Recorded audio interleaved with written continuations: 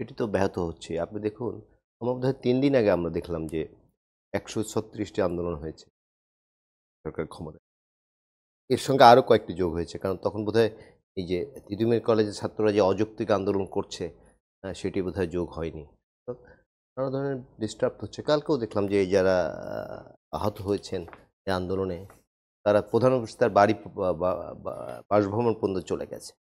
সুতরাং কিছু না কিছু ডিস্টার্ব তো হচ্ছে। আর তিনি যে একটু আগে যে আপনি সিকিউরিটি প্রধান উপদেষ্টা খুব তাৎপর্যপূর্ণ একটি কথা বলেছেন, যুদ্ধাবস্থার মতো সতর্কতা অবলম্বন করার কারণ আছে। কারণ আজকেও দেখলাম যে এই যে একটু আগে বললেন, আওয়ামী লীগ তো বাংলাদেশে অনেক লোক করেছে। আমরা যদি ভোটের হিসেবেও ধরি, পালিয়ে গেছে কত লোক? পালিয়ে গেছে ১০,০০০ বা ১৫,০০০ বা ২০,০০০ ম্যাক্সিমাম। আর অন্য সবাই কিন্তু দেশে আছে। এবং আপনি দেখুন, এই সুযোগে আমি একটু বলে নিই যে আমাদের ক্যান্টনমেন্টে আমরা কিন্তু দেখেছিলাম যে ৬২৬ জন বোধহয় আশ্রয় নিয়েছিলেন। এই ঠিক আছে, ৫ জন বিচারপতি সহ। নিশ্চয়ই আপনি আপনি আপনি জানেন। তো সবাই কিন্তু বেরিয়ে গেছে এবং আইএসপির থেকে বলা হয়েছে যে তারা ভীতি কেটে গেছে পর তারা চলে গেছে।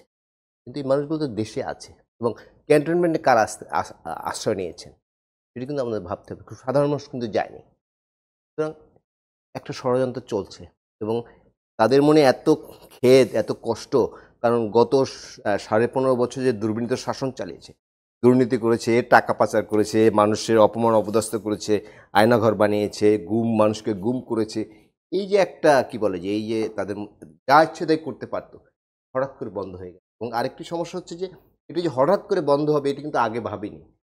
তারা কিন্তু ভাবেনি যে এই নির্বাচনের ৬ মাসের মধ্যে তাদেরকে এরকম একটা পরিস্থিতি বিদায় নিতে হবে। সুতরাং আবার তারা মরিয়া হয়ে উঠেছে।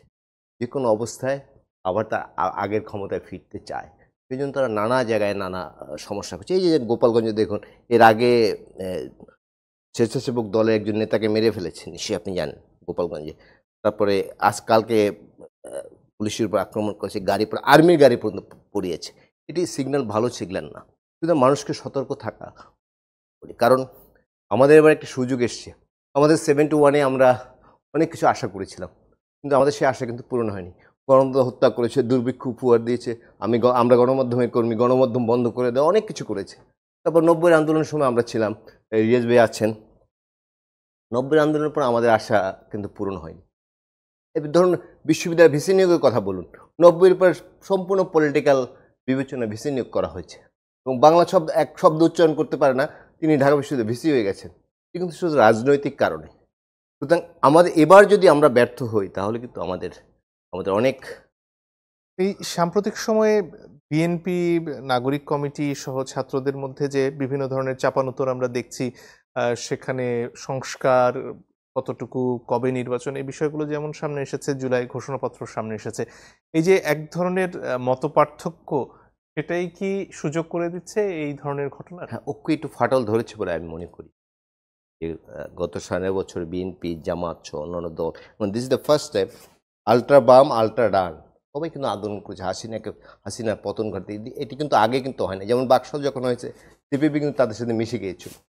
তারপরে মুজাফফরনগর মিশে গিয়েছিল। এবার কিন্তু সব রাজনৈতিক দলগুলো, আওয়ামী লীগ বাদে এবং কয়েকটি উচ্ছিষ্টভোগী যেমন জাসদের একটি ক্ষুদ্র অংশ, হাসানুল্লাহ গিন্নুর নেতৃত্বে ওয়ার্কার্স পার্টির একটি অংশ, অন্য সব পার্টি কিন্তু এক ছিল পতনের প্রশ্নে। সুতরাং এখন একটু আমার মনে হয় যে এই যে ঐক্যটা ছিল একটি এক দফা দাবিতে, সেই ঐক্য থেকে একটু সরে এসছে। বাট এই সরে আসার সুযোগ নেই আমি মনে করি। সবার ঐক্যবদ্ধ থাকা উচিত। কারণ গত ১৫.৫ বছর দেখেছি আমরা যে দুর্বিনীত শাসন চালিয়েছে, মানুষ হত্যা করেছে, খুন করেছে, গুম করেছে। আবার যদি কোনোভাবে আওয়ামী লীগ ফিরে আসে বা শেখ হাসিনা ফিরে আসে, তাহলে কিন্তু সবার জন্য খুব ক্ষতিকর বিষয় হবে। সুতরাং এই প্রশ্নে সবার ঐক্যবদ্ধ থাকা উচিত। আর নির্বাচনী যে কথাটা বলেছেন, নির্বাচন নিয়ে বিএনপি বাংলাদেশের সবচেয়ে বড় রাজনৈতিক দল এবং আপনি লক্ষ্য করবেন যেসব দল কোনোদিন ক্ষমতায় আসার কোনো সম্ভাবনা নেই, তারাই কিন্তু বলছে আগে সংস্কার পরে নির্বাচন। বাট বিএনপি বলছে সংস্কারে চলতে থাকুন, নির্বাচনী প্রক্রিয়া চলতে থাকুন। কারণ দেশ চালাবে কিন্তু রাজনীতিবিদরা। রাজনৈতিক শক্তি যদি না থাকে তাহলে কিন্তু নানা সমস্যা, যেমন ধরুন এই যে অযৌক্তিক আন্দোলন করেছে তিতুমির কলেজের ছাত্ররা, ভর্তি হচ্ছে কলেজে, তারা হঠাৎ করে ইউনিভার্সিটি চায়। এটি হাস্যকর এবং লজ্জাজনক। যারা এই আন্দোলন করেছে তাদের লজ্জা পাওয়া উচিত। তুমি বিশ্ববিদ্যালয়ে ভর্তি হতে পারোনি বা ভর্তি হওনি, তুমি রাতারাতি বিশ্ববিদ্যালয়ের ছাত্র হয়ে যাওয়া। এইসব অযৌক্তিক দাবি যদি রাজনৈতিক শক্তি থাকতো ক্ষমতায়, তাহলে আমার মনে হয় এত সহজে তারা করতে পারতো না। সুতরাং আমি যেটি মনে করি যে মতভেদ আছে, বাট নির্বাচন প্রশ্নে যে মাননীয় প্রধান উপদেষ্টা অলরেডি বলেছেন যে ডিসেম্বর অথবা আগামী বছরের মাঝামাঝি সময়ের মধ্যে নির্বাচন হবে, প্রথমার্ধে নির্বাচন হবে। তিনি যথার্থই বলেছেন। আমরা আশা করতে নির্বাচন কেন্দ্র করে নির্বাচনের রোডম্যাপ ঘোষণা করে সংস্কার কাজগুলো চালানো উচিত। নিশ্চয়ই।